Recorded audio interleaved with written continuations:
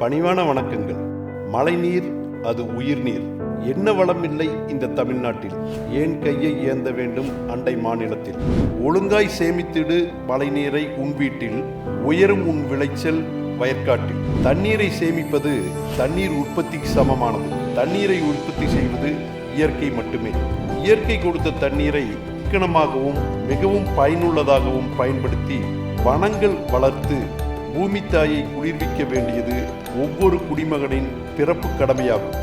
மழைநீர் சேமிப்பு திட்டம் ஒவ்வொரு வீடுகளிலும், பள்ளிகளிலும், கல்லூரிகளிலும், தொழிற்சாலைகளிலும், விவசாய நிலங்களிலும் பெய்கிற மழைநீரை நிலத்தடி நீராக மாற்ற வேண்டியது மக்களின் முக்கிய கடமையாகும்.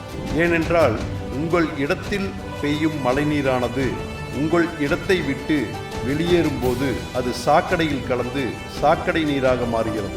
ஆகவே மழைநீர் சேகரிப்பும் சேமிப்பும் நீர் சிக்கனமும் மரம் வளர்ப்பும் கட்டாயம் கட்டாயம் கட்டாயம். இவை மூன்றும் பொதுமக்களின் தலையாய கடமைகளில் ஒன்றாகும். ஏனென்றால் இந்தியாவில் 2030 அதாவது இன்னும் 10 ஆண்டுகளில் சுமார் 40-50% மக்களுக்கு குடிப்பதற்கே தண்ணீர் இல்லாமல் போவது உறுதி என்பது ஆராய்ச்சியாளர்களின் புள்ளி விவரமாகும்.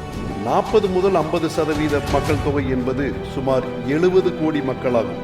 உலகத்திலேயே தண்ணீர் பஞ்சத்தால் அதிகபட்சமாக பாதிக்கப்படும் நாடுகளில் இந்தியா மிகவும் கவலைக்கிடமாக உள்ளது. குறிப்பாக இந்தியாவில் தமிழகம் மிகவும் மோசமான நிலைமையில் உள்ளது. இன்னும் 10 ஆண்டுகள் என்பது வெகு தொலைவில் இல்லை என்பதை உணர்ந்து பொதுமக்கள் அனைவரும் தங்களுக்கு சொந்தமான வீடு, தொழிற்சாலை மற்றும் விவசாய நிலங்களில் எவ்வளவு தண்ணீர் சேகரிக்க முடியும் என்பது பற்றிய சிறு விளக்கம் இது. உதாரணமாக, உங்களிடம் 1 சென்ட் இடம் இருந்தால், அதாவது 436 சதுரடியாகும். இந்த 1 சென்ட் இடத்தில் ஒரு வருடத்தில் சுமார் 37,000 லிட்டர் மழைநீர் சேகரிக்க முடியும். அதே போல 2.5 சென்ட் இடம் இருந்தால் சுமார் 95,000 லிட்டர் மழைநீர் சேகரிக்க முடியும். அது பற்றிய அட்டவணை இதோ உங்கள் பார்வைக்கு. உங்களிடம் 1 ஏக்கர் நிலம் இருக்கும் பட்சத்தில் ஒரு ஆண்டில் சுமார் 37 லட்சம் லிட்டர் மழைநீர் சேகரிக்க முடியும்.